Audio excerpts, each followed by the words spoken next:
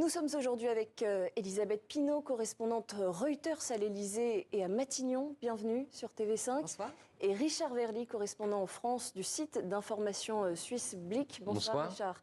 Alors vous avez choisi, Richard, comme image de la semaine, la loi immigration en partie censurée par le Conseil constitutionnel.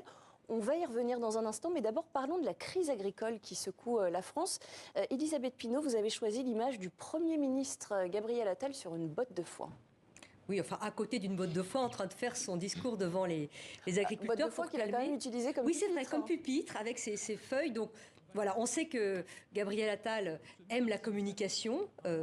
C'est à double tranchant. C'est à la fois de la mise en scène et à la fois de l'explication. Voilà, et là, c'est son baptême du feu. Toute la presse française a employé ce terme. En effet, c'est sa première crise. Son discours de politique générale n'est pas encore prononcé. Son gouvernement n'est pas encore complété.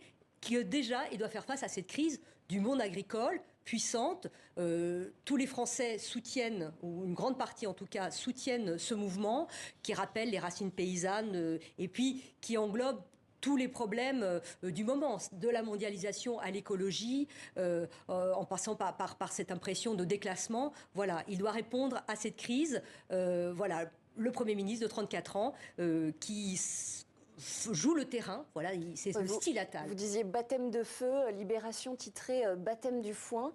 Est-ce que ça marche, toute cette communication, ces mises en scène politiques, est-ce qu'il arrive à convaincre les agriculteurs? Écoutez, si ça marche pas, Gabriel Attal a un gros problème, parce qu'il mise tout sur cette communication massive, avec des moments assez forts, comme le moment de cette botte de paille, ou avec ce dimanche matin, son échange très long avec des maraîchers d'Indre-et-Loire, où il entre un peu à la Emmanuel Macron dans le détail, dans la technicité.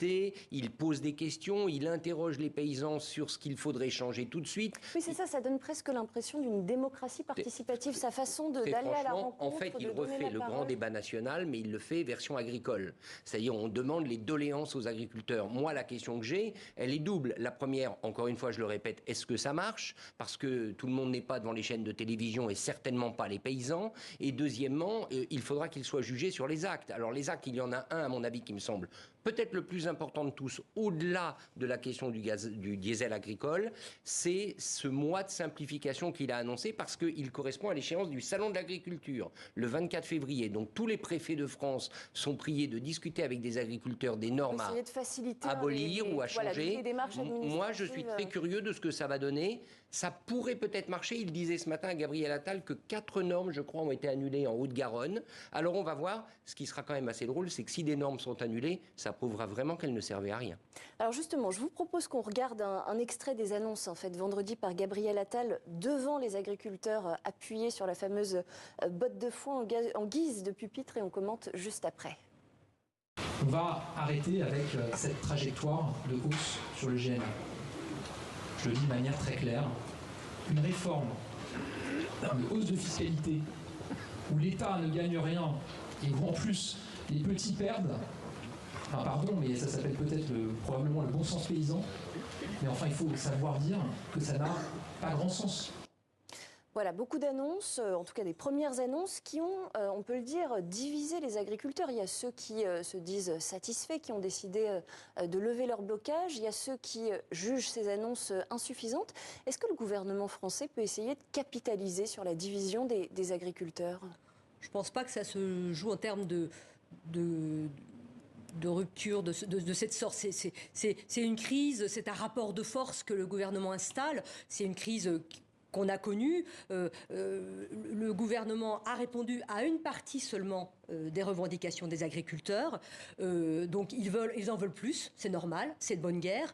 Une partie a quitté les barrages vendredi, une autre veut reprendre le combat demain. Mais j'ai lisais ce matin l'interview du président de la FNSEA. Il reconnaît lui-même qu'une partie des revendications ont été satisfaites et qu'il en reste. Le gouvernement répond avec méthode et efficacité. Marc Fesneau va être sur le terrain. Je crois qu'il va même aller, le ministre de l'Agriculture va aller à Bruxelles pour essayer de négocier des choses. Gabriel Attal a son discours de politique générale mardi. Je crois que demain, il continue les consultations. Voilà, je pense que le gouvernement veut y répondre avec méthode et en même temps fermeté. N'oublions pas qu'aujourd'hui, le ministre de l'Intérieur, Gérald Darmanin, a dit on ne bloque pas Paris. Manifester, c'est une chose, oui, mais bloquer Paris, voilà, il n'en est pas question. Donc, alors justement, on a appris aujourd'hui qu'il y avait d'ores et déjà, il était prévu qu'un important dispositif de sécurité soit mis en place autour de Paris. Symboliquement, si les agriculteurs montent à Paris, montent à la capitale, ça marquerait un tournant dans le mouvement? Évidemment, mais pour moi, le signal, il est déjà donné. L'état de panique politique que le mot blocage de Paris a provoqué prouve bien que le gouvernement a peur et que le rapport de force, certes, le gouvernement essaye de l'inverser, mais pour le moment, il est plutôt du côté des paysans. N'oublions pas qu'on les a autorisés ces derniers jours à amener leurs tracteurs devant les préfectures. On les a autorisés à déverser du fumier devant les préfectures. Maintenant, envoyer les CRS pour les déloger, ça va être pas simple. Donc moi je crois qu'il y a là un momentum, on va voir ce que ça donne demain, mais de toute manière il y a d'autres moyens de bloquer Paris s'ils veulent vraiment le faire. C'est quoi alors les autres moyens? Il y a un certain nombre de voies secondaires qu'on peut bloquer, il y a un certain nombre de dépôts de transport qu'on peut bloquer, il y a pas mal de choses si les paysans veulent vraiment appuyer sur le rapport de force et mettre le gouvernement en difficulté. Vous avez vu leurs tracteurs, c'est quand même de sacrés engins et pour les enlever des endroits où ils auront été, ça sera compliqué. Donc je crois que l'objectif du gouvernement est de ne pas en arriver là. Alors il y a encore une petite fenêtre, on sera demain midi, si ça marche. C'est une mécanique de précision de part et d'autre. Voilà. On a eu ce drame avec cet accident mortel près d'un barrage la semaine dernière, donc évidemment il faut absolument éviter toute violence et toute... c'est un drame de ce genre. Et puis essayer d'avancer sur les revendications. Visiblement, le gouvernement se donne la semaine. Une mère et sa fille. Oui, c'est ce qui s'est passé. Une mère et sa fille qui ont effectivement été mortellement percutées. Absolument. Alors justement, notre confrère Gilles Boulot sur TF1 soulignait face à Gérald Darmanin, le ministre de l'Intérieur, un petit peu ce deux poids deux mesures dans la façon dont les autorités ont géré notamment les attaques d'agriculteurs contre des symboles de l'État, le fait qu'ils envoient du fumier sur des préfectures, par rapport par exemple à la façon dont a été gérée la mobilisation contre la réforme des retraites, les flambées de violence dans les banlieues, où là, il y avait un déploiement policier sécuritaire très important. Pourquoi est-ce que le gouvernement aujourd'hui se voit reprocher son indulgence? Regardez, ces images le montrent, regardez les engins qu'ont les paysans, regardez, vous savez qu'au bout de chaque tracteur, moi j'étais jeudi dans le Bourbonnais, à Moulins, au bout de pas mal de tracteurs, il y a des fourches. Vous savez, les fourches qui servent à ravitailler le bétail ou à évacuer le fumier. Ça va nous rappeler des images peut-être de la Révolution française. Voilà, non mais je veux dire, c'est des fourches avec des engins comme ça, donc je crois que le rapport de force n'est pas du tout le même, il faut le dire. Les gens qui manifestaient pour les retraites, c'était des piétons pour l'essentiel, idem pour les gilets jaunes. Là, on est devant quelque chose de beaucoup plus compliqué. Par ailleurs, les forces de l'ordre contre les paysans, ça n'a jamais été simple, parce que les paysans peuvent vraiment virer dans la colère, et les forces de l'ordre ont de la peine et n'ont pas tellement envie de confronter le monde paysan. Et n'oublions pas que ce mouvement est soutenu par les Français. Ça, le gouvernement le sait très bien. Donc il faut vraiment... 80% des Français... C'était le cas aussi sur les retraites. Oui, c'est vrai. En tout cas, voilà, la France paysanne, la France, les pieds dans la terre, ça, c'est quelque chose qui parle à tous les Français. Donc le gouvernement le sait. Même Gabriel Attal a eu cette formule, l'agriculture au-dessus de tout. Il en a eu d'autres. L'école mère des batailles, bon, c'est une formule de communication. Mais en tout cas, l'agriculture, ce soutien à l'agriculture, aux racines paysannes, c'est important. Et le gouvernement sait qu'il ne peut pas aller frontalement face au monde paysan. Un point de sécurité. C'est-à-dire que si vous déployez les gendarmes mobiles contre les agriculteurs en colère pour évacuer le blocage, pour empêcher le blocage de Paris, que va-t-il se passer dans les gendarmeries, dans le monde rural? Imaginez que les paysans changent d'un seul coup d'avis et qu'au lieu de bloquer Paris, ils assiègent les gendarmeries. Vous imaginez la difficulté? Parce que là, le gouvernement ne pourra rien faire. Donc, à mon avis, la confrontation, le gouvernement cherche plutôt à l'éviter qu'à la gérer. Et justement, cette tolérance manifestée par le gouvernement, est-ce qu'elle ne s'explique pas aussi pour des raisons politiques et électoralistes? On sait qu'il y a les élections européennes en juin prochain. On imagine que le gouvernement ne veut pas laisser le Rassemblement national montrer qu'il est aujourd'hui peut-être le meilleur allié, ou en tout cas il se présente comme tel, du monde agricole. Bien sûr, on sait que les agriculteurs votent massivement pour le Rassemblement national, une partie d'entre eux en tout cas. Et bien sûr, cette bataille a déjà commencé. Jordan Bardella, le président du Rassemblement national, a été le premier à alerter sur cette crise paysanne. Il a bien senti ça sur le terrain et il en fait la bataille, la campagne est déjà sur ce terrain-là. Évidemment, Marine Le Pen était aujourd'hui dans son fief du Nord, dans une ferme. La bataille est aussi politique sur ce terrain-là, incontestablement. Et dans ce contexte extrêmement tendu, évidemment, mardi, il y a ce discours de politique générale que Gabriel Attal, le nouveau Premier ministre, doit prononcer. On imagine qu'il est énormément sous pression en ce moment, Gabriel Attal. Moi, ce que j'attends, c'est plutôt de savoir ce qu'il va rajouter à ce discours, parce qu'on a quand même l'impression que tout a été dit, ou presque. Emmanuel Macron, durant sa conférence de presse, a détaillé pas mal de choses. Maintenant, sur l'agriculture, Gabriel Attal, lui aussi, est rentré tout à fait dans le détail. Donc, il reste quoi ? En tout cas, ses proches promettent, annoncent des mesures fortes. Oui, disons qu'on a des thèmes. Il y a quand même certains thèmes. Par exemple l'acte 2 de la réforme du travail. Quand, quelle loi, qu'est-ce qu'il y aura dedans ? Le logement, on sait que c'est une des préoccupations majeures des Français. Est-ce qu'il va annoncer des choses ? Il doit aller dans le détail de ce qu'a annoncé Emmanuel Macron avec un calendrier parlementaire, par exemple, législatif.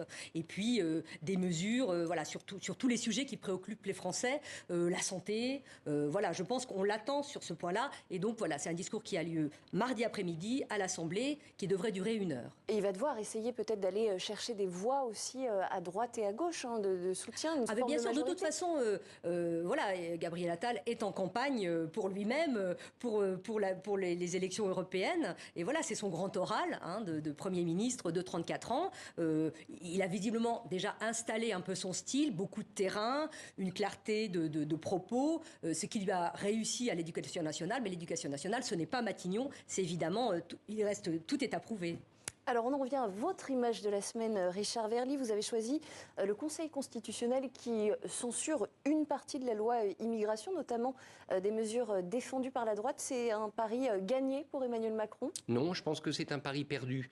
Parce qu'il a installé, certes, le débat sur l'immigration, mais le débat, il était déjà là. Tout le monde sait qu'il y a un problème, ou en tout cas des mesures à prendre sur l'immigration. Mais la manière dont il s'y est prise, en faisant adopter une loi dont il savait qu'elle allait être censurée par le Conseil constitutionnel, il a même argumenté en ce sens. Je trouve que c'est quand même un jeu très dangereux. Et ça rapproche la France d'un certain nombre de pays européens où il y a des difficultés autour de l'état de droit. Et à chaque fois, c'est les juges qu'on accuse. Et souvent les juges constitutionnels. Et qui les accuse ? Ceux qui estiment que finalement, il ne devrait pas y avoir d'autre autorité que le Parlement. On a entendu ce discours-là en France également. Donc moi, je trouve ça inquiétant parce qu'en faisant ça, Emmanuel Macron a en quelque sorte donné la prime à tous ceux qui contestent l'autorité judiciaire d'une manière ou d'une autre, alors qu'il savait très bien, je le répète, que cette loi allait être censurée de la part d'un président de la République. Il ne me semble pas que c'est tout à fait normal.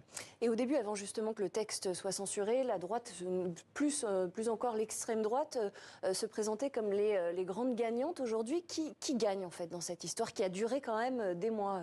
Du côté de l'exécutif, on répondra que ils ont eu ce qu'ils souhaitaient, c'est-à-dire des mesures contre les délinquants, par exemple, qui étaient nécessaires, et puis que les mesures les plus inégales et les plus extrêmes ont été censurées par le Conseil constitutionnel. La critique du Conseil constitutionnel par une partie de la droite, par Laurent Wauquiez en particulier, fait des remous au sein des Républicains. Donc on sent que cette affaire fait des vagues encore, oui. À gauche, quelles ont été les principales réactions ? Comment ça a été perçu, ce retoquage par le Conseil constitutionnel ? Si vous voulez, la gauche, depuis le début, elle estime qu'elle a été complètement lâchée par Gabriel Attal, et surtout par Emmanuel Macron, puisqu'à ce moment-là, Gabriel Attal n'était pas Premier ministre. Elisabeth Borne. C'était Elisabeth Borne. La gauche, peut-être, a espéré, pour une partie d'entre elles, notamment l'aile la plus centriste, pouvoir être partie prenante de ce donnant-donnant, puisque c'était ça l'idée de départ. On régularise en échange d'une répression accrue des étrangers en situation irrégulière. Ça n'a pas été le cas. C'est finalement à droite qu'Emmanuel Macron est allé pêcher. La gauche, maintenant, elle se retrouve dans une position uniquement de protestation, ce qui est un problème pour elle, parce que si vous regardez tous les sondages, les Français veulent des actes sur l'immigration, et les actes que les Français demandent, ce ne sont pas ceux que la gauche défend, puisqu'en gros, les Français sont favorables à une répression et à un certain nombre de mesures qui durciraient l'accès aux aides sociales pour les migrants. Et c'est là-dessus que le gouvernement joue.